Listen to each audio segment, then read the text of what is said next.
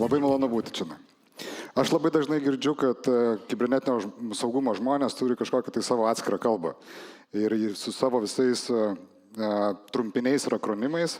Tai aš, Andrius, šiandien bandysiu kalbėti be jų. Esu kibernetinio saugumo sprendimo verslui Nordlayer produkto vadovas. Nordlayer yra didelės Nord Security produktų šeimos narys. Ir šiandien turim daugiau nei 20 tūkstančių klientų.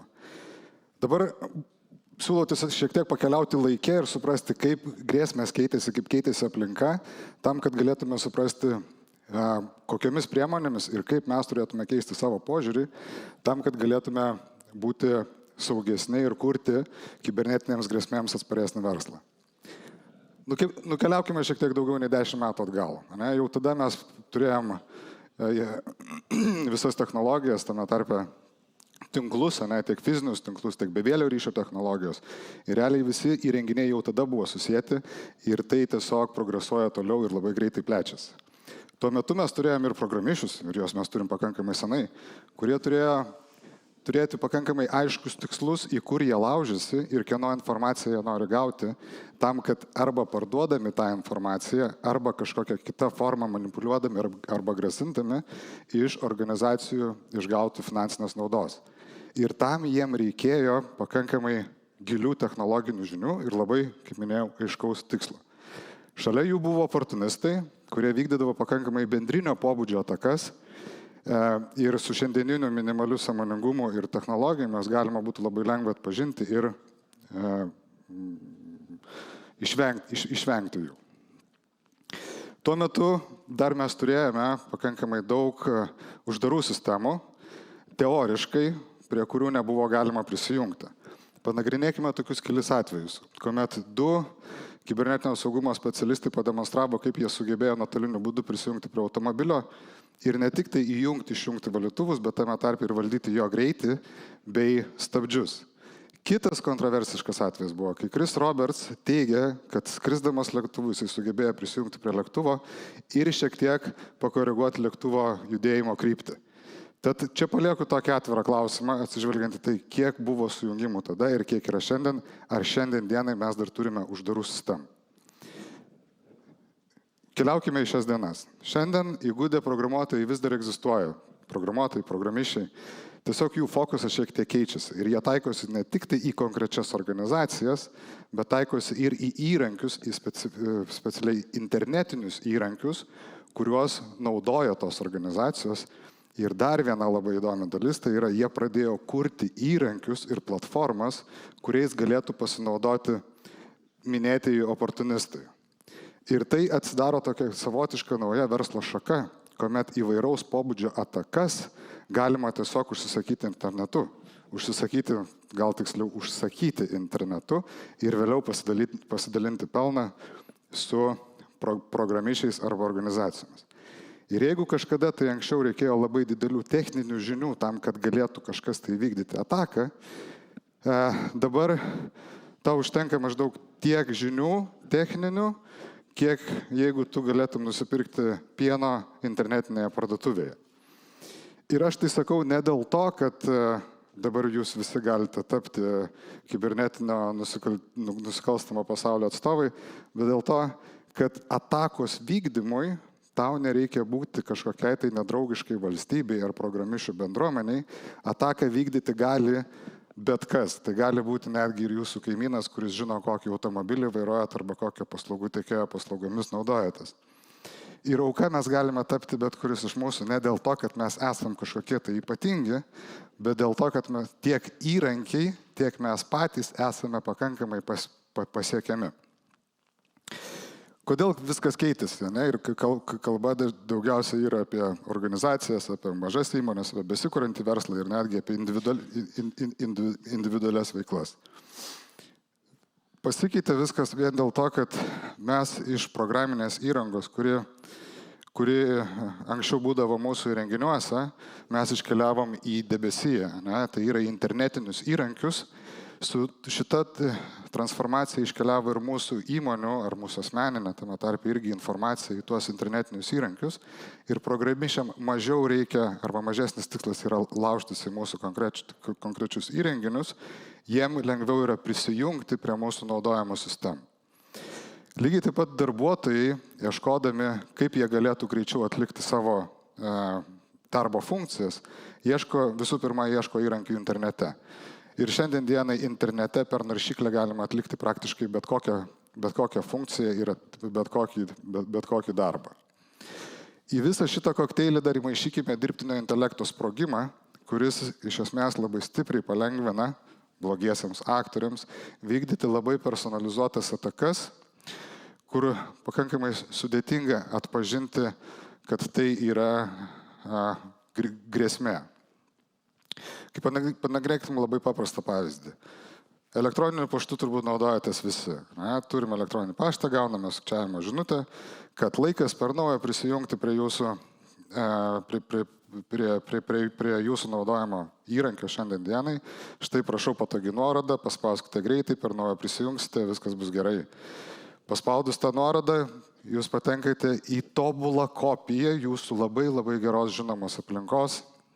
Jūs, aišku, nebejodami suvedate savo prisijungimo duomenis ir per tą laiką, turbūt daug kas iš jūsų yra gavę tą žinutę, kad užfiksuotas prisijungimas iš naujo įrenginio, tai per tą laiką, kol jūs gaunate tą žinutę, dirbtinio intelekto pagalba, grėsmė jau žino, kas yra jūsų vadovas, kas yra jūsų kolegos, kieno paslaugomis naudojatės.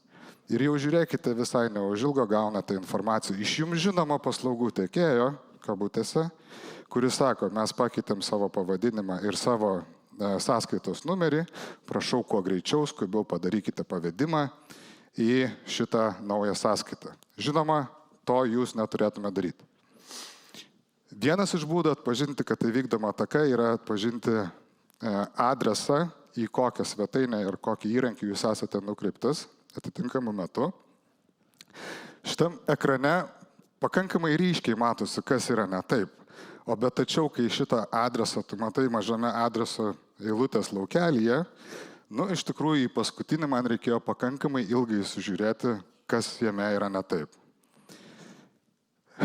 Balso klastotei.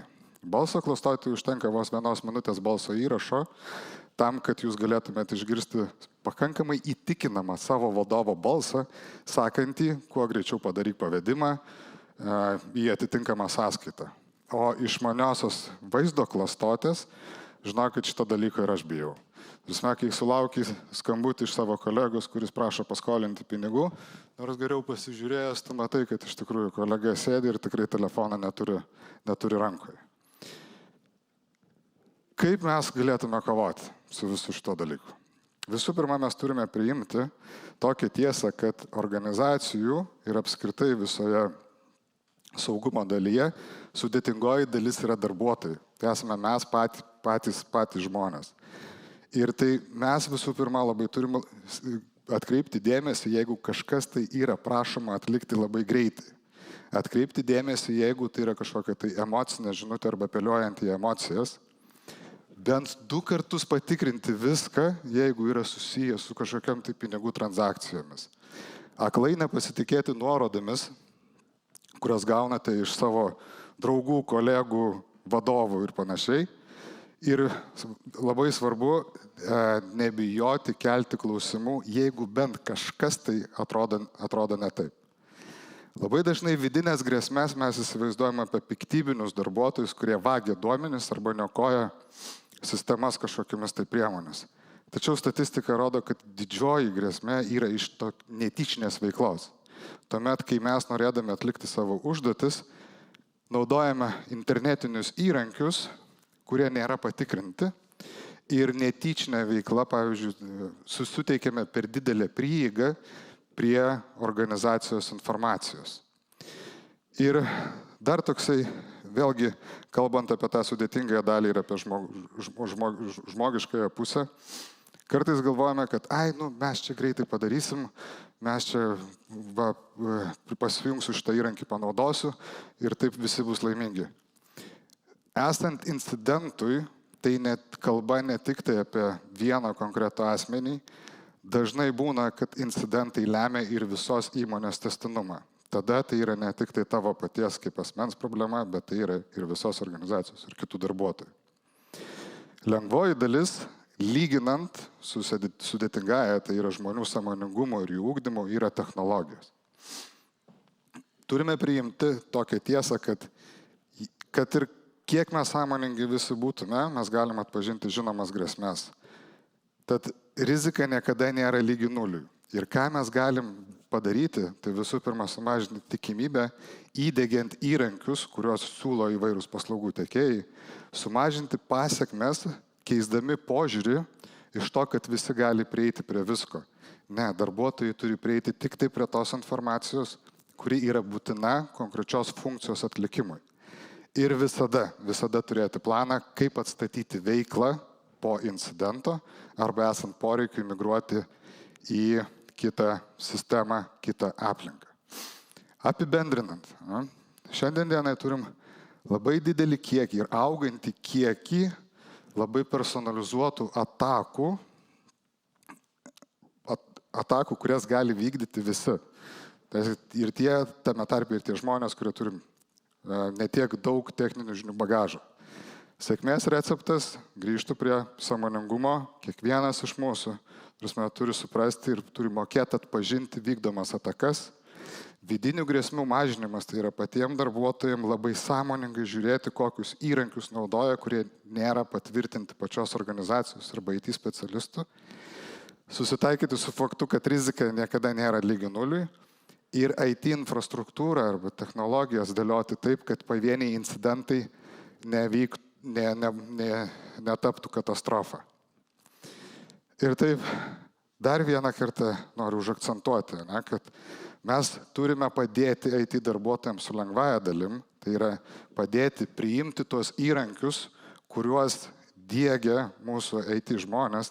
Taip, kartais tai gali reikalauti papildomą prisijungimo, taip, tai kartais gali veikti lėčiau, taip, tai gali kartais būti nepatogu, bet tai yra būtina dalis, kurią mes turim padėti visi kartu vykdyti ir, žinoma, prisimti atsakomybę už sudėtingąją dalį.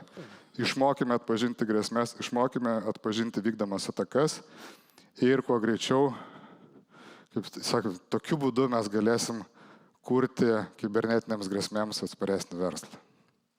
Ačiū. Padėkokim Andriui. Ačiū, ačiū, ačiū.